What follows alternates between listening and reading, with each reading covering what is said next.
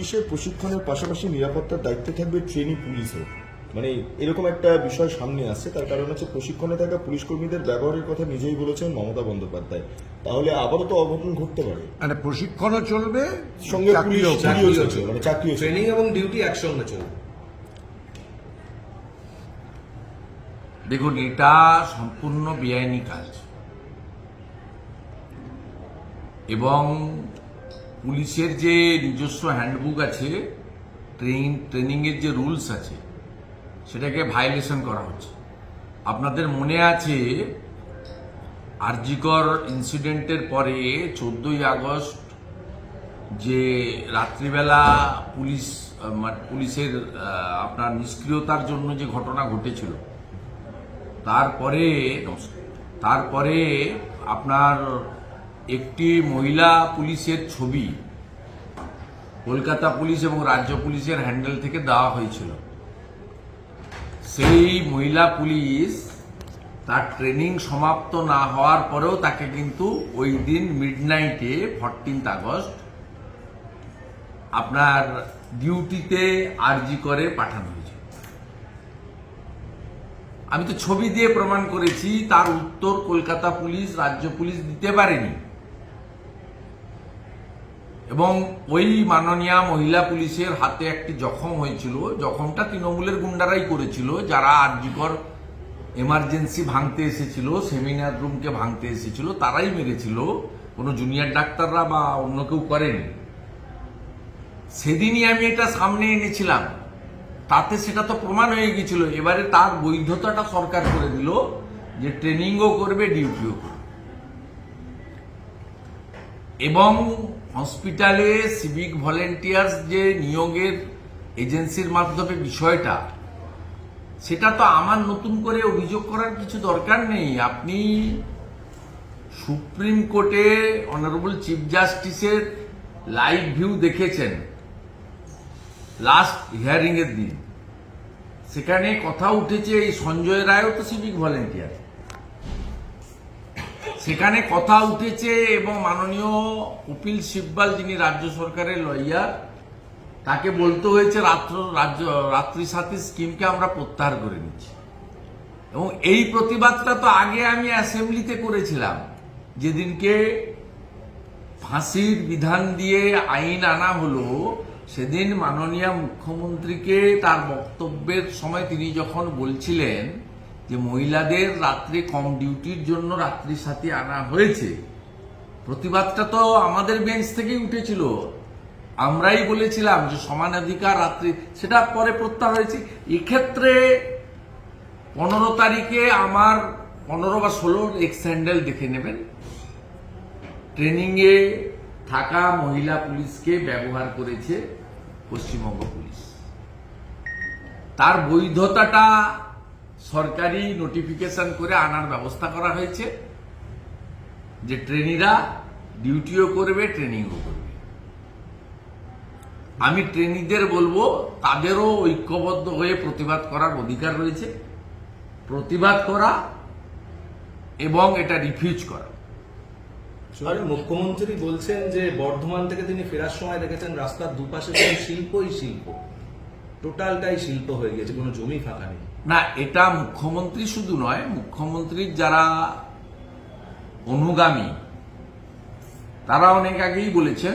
হুগলি যিনি তৃণমূলের প্রার্থী ছিলেন, তিনি যখন ভোটে প্রার্থীপদ পেয়েছিলেন, পরে এমপি হয়েছেন, তিনি শুধু কুইন্টাল কুইন্টাল জল এবারে বলেছেন তা নয়। তিনি এর আগে বলেছেন আমি গোটা ধোঁয়া দেখতে দেখতে এসেছি। সেটা পাউরুটি ফ্যাক্টরির ধোঁয়া, না ইট ভাটা টালি ভাটার ধোঁয়া,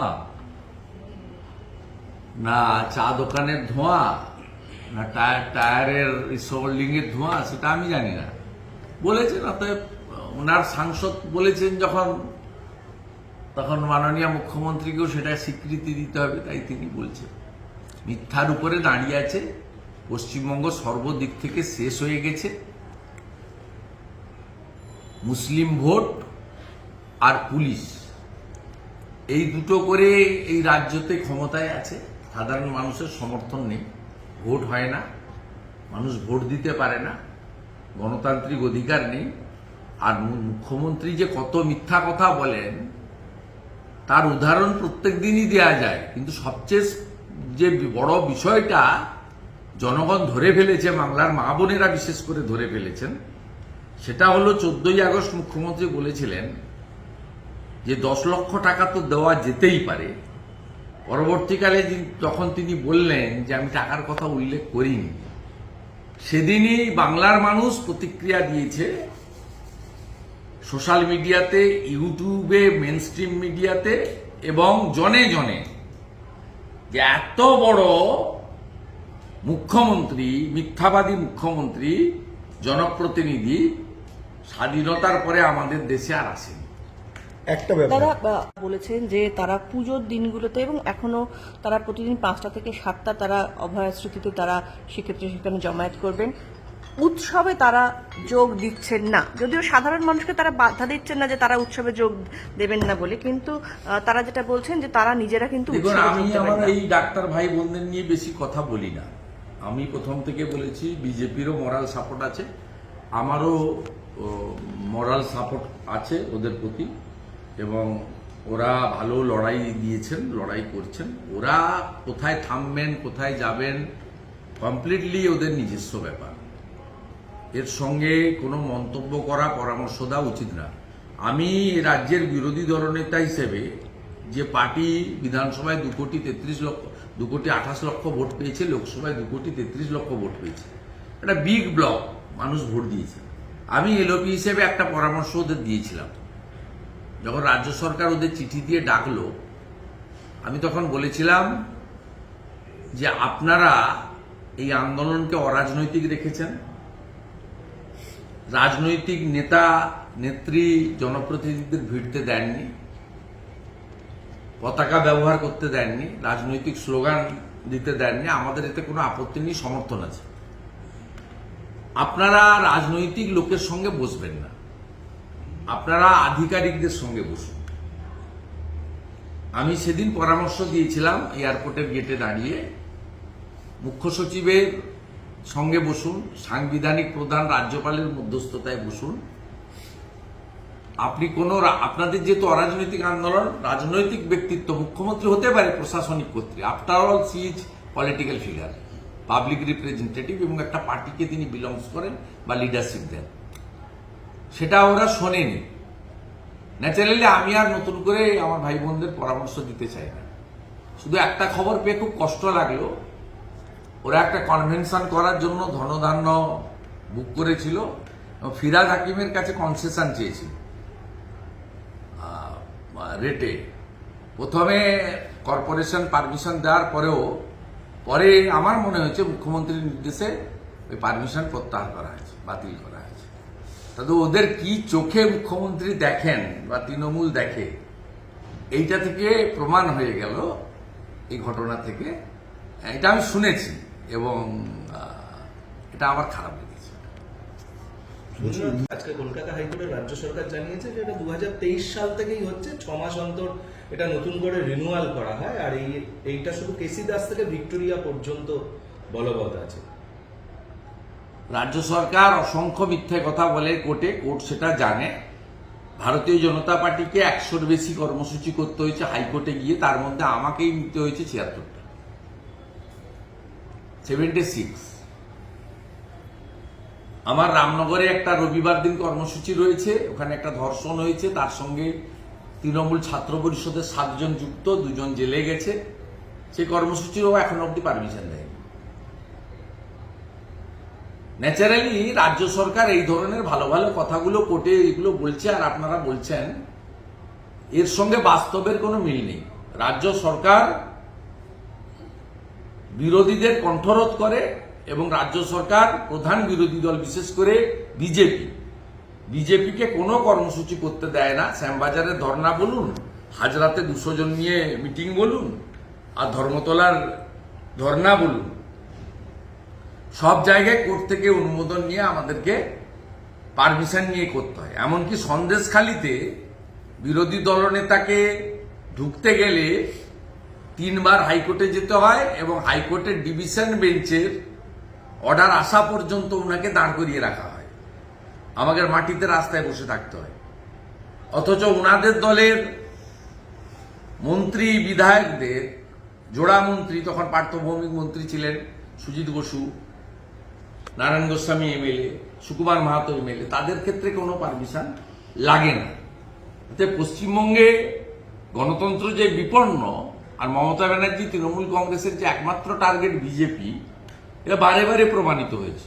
সিপিএম এর এসব লাগে না, সিপিএম এর সঙ্গে ওদের সেটিং আছে, অর্থাৎ সিপিএম এর পারমিশন ছাড়াও প্রোগ্রাম করতে পারে। দরকার হলে প্রোগ্রামের জন্য পুলিশের ব্যবস্থাও থাকে। একদিন লালবাজার অভিযান ছিল সিপিএম এর, ওটা কথা বলে চেঞ্জ করে দিয়ে অন্যদিকে নিয়ে চলে গেছে। বলছি এই থ্রেড কালচার নিয়ে নানা অভিযোগ উঠছে, তার মধ্যে দেখা যাচ্ছে যিনি পোস্টমর্টম করেছিলেন তার বক্তব্য নিয়ে একটা নতুন করে জল্পনা শুরু হয়েছে। মোদ্দা কথা হলো আরজিকর নিয়ে একটা জটিলতা কিন্তু এখনো স্টিল বজায় রয়েছে, এখনো অভয় বিচারও পায়নি। এই যে এই পরিস্থিতিটা, এটা কবে স্বাভাবিক হবে বলে আপনি মনে করছেন? সবকিছু সামনে আসবে, এই থ্রেড কালচার বন্ধ হবে, কবে সেটা? না, এই থ্রেড কালচার বন্ধ কোনোদিনই হবে না। পুলিশ যদি নিরপেক্ষ না হয় তাহলে থ্রেড কালচার বন্ধ হবে কেন? পুলিশ তো নিরপেক্ষ নয়, পুলিশ তো পার্টি ক্যাডার। আরজিকরের ঘটনার সময় পুলিশের প্রেস ব্রিফিং গুলো, তাদের যে ভাষাগুলো, এটা সাধারণ পুলিশ কনস্টেবল এএসআইরা নয়। আপনি সুপ্রতিম সরকারের যে ভাষা, ইন্দিরা মুখার্জির যে সাংবাদিক সম্মেলন, তাতে কি একবারও মনে হয়েছে যে এরা পুলিশ? তৃণমূলের মুখপাত্র মন্ত্রী নেতাদের থেকেও উপরে উঠে এক কাঠি বেড়ে যে ভাষাতে তারা অ্যাটাক করেছেন, আজকে অভয়ার বাড়ি থেকে রিয়াক্ট করতে হয়েছে যে ইন্দিরা মুখার্জি মিথ্যাবাদী, লায়ার। আর থ্রেড বন্ধ হবে কি করে?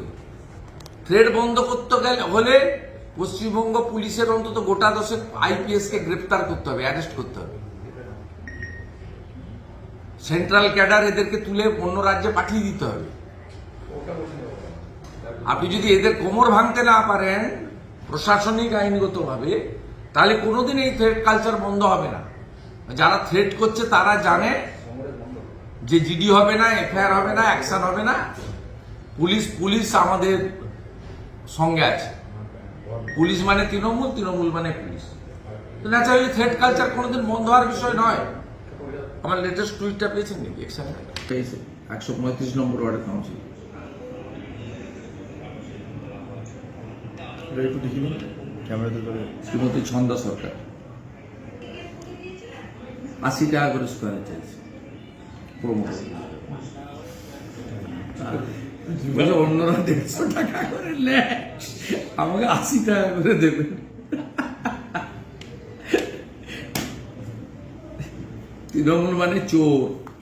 মন্ত্রী বলেছেন যে রোগী কল্যাণ সমিতিতে আর রাজনীতির কোনো লোক থাকবে না, কিন্তু এটা শুধুমাত্র কলকাতার জন্য। জেলাতে কিন্তু একজন করে রাজনৈতিক প্রতিনিধিকে রাখা হবে রোগী কল্যাণ সমিতি। এটা তো স্পষ্ট দ্বিচারিতা। আমরা প্রথম থেকে যে দাবিতে বিজেপি লড়াই করছে, যে সমস্যার মূল হচ্ছে মমতা ব্যানার্জি, দফা 1 দাবি 1 মমতার পদত্যাগ। আমরা পুজোর সময়ও সিগনেচার ক্যাম্পেনিং এ থাকবো এই ইস্যুতেই। আর পুজোর পরে আমরা সমস্ত সিগনেচার মাথায় করে নিয়ে রাজভবনে দিয়ে আসবো বড় জমায়েত করে। অতএব এটা খুব পরিষ্কার, মমতা বন্দ্যোপাধ্যায় রাজনৈতিক অঙ্কে হসপিটালগুলো, স্বাস্থ্যকেন্দ্রগুলোকে নিয়ন্ত্রণ করতে, ডাক্তারদেরকে চাপে রাখতে, হসপিটাল থেকে মিথ্যা মেডিকেল রিপোর্ট বানিয়ে বিরোধীদের ফাঁসাতে, আর বিরোধীরা আক্রান্ত হলে তারা যাতে চিকিৎসার সুযোগ না পায়, তাদের গ্রিভিয়াস ইনজুরিকেও যাতে সিম্পল ইনজুরি করে দেওয়া যায়। বাঁকুড়ার বিষ্ণুপুরের গ্রামে শারীরিক নির্যাতনে মৃত বধূর পোস্টমর্টম রিপোর্ট স্নেক বাইটে পরিণত যাতে করা যায়, তার জন্যই রোগী কল্যাণ সমিতির মাধ্যমে হসপিটালগুলোকে নিজের নিয়ন্ত্রণে রাখতে চান। কলকাতাতে এই কাজটা মমতা বন্দ্যোপাধ্যায়ের হয়ে নারায়ণ স্বরূপ নিগমরা এখন করে দেবে। যেহেতু কলকাতাতে ডাক্তার বোনকে কেন্দ্র করে জনরোষ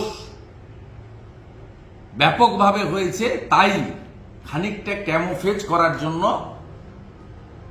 তিনি কলকাতাতে ডাক্তারবাবুদের বসিয়ে বাকি rest of the Bengal, Kolkata তো এইটুকু 11টা বিধানসভা নেই, 283টা বিধানসভা তো জেলায়, ওখানে আমার রাজ চলবে।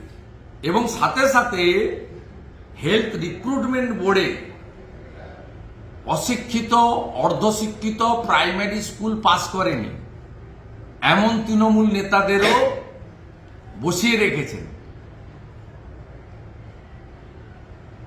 আপনি ভাবলে অবাক হয়ে যাবেন, স্কুলের গন্ডি পেরায়নি এমন নেতা নন্দীগ্রাম সুপার স্পেশালিটি হসপিটালের রোগী কল্যাণ সমিতির চেয়ারম্যানের মাথায় আছে। এই হচ্ছে মমতা ব্যানার্জির আসল স্বরূপ। কারণটা হচ্ছে ডাক্তারবাবুদের নিয়ন্ত্রণে রাখা, হসপিটালের আয় ব্যয় যোগ বিয়োগের কিছু টাকা মারার ব্যবস্থা করে দেওয়া, করে খাও। তৃতীয় হচ্ছে পলিটিক্যাল মিথ্যা মামলার মেডিকেল সার্টিফিকেট জোগাড় করা, যাতে বিজেপি সহ বিরোধীদের উপরে মিথ্যা মামলা করা যায় নন অ্যাভেলেবল সেকশন দিয়ে, অ্যাটেম্প টু মার্ডার দিয়ে। ভালো ভালো লোকদেরকে 307-এর সেকশন লাগিয়ে রেফার টু পিজি করে শুয়ে রাখছে, দিনের পর দিন বিজেপির কার্যকর্তাদের জেলের ভিতরে রাখা যায়। সেই জন্য তিনি পলিটিক্যাল লোকদের করেছেন। আর রিক্রুটমেন্ট বোর্ডেও তিনি একইভাবে সব জায়গায় রাজনৈতিক লোকদের বসিয়ে রেখেছেন ডাক্তারবাবুদের আর চিকিৎসা কর্মীদেরকে নিয়ন্ত্রণ করার জন্য। পরিবর্তন হবে ব্যবস্থার তখনই যখন মমতা ব্যানার্জি প্রাক্তন হবে। এই বোধ বুদ্ধিটা যতক্ষণ বাংলার সমস্ত মানুষের আসবে, 39% মানুষের এসেছে, তাই তারা পদ্ম ফুলে ভোট দিয়েছে। এই বোধ বুদ্ধিটা যখন 51% মানুষের মধ্যে এসে যাবে বাংলায়, তখনই বাংলায় আসল সমস্যার সমাধান হবে। তার আগে কোনো সমস্যার সমাধান হবে না, এটা ধ্রুব সত্য।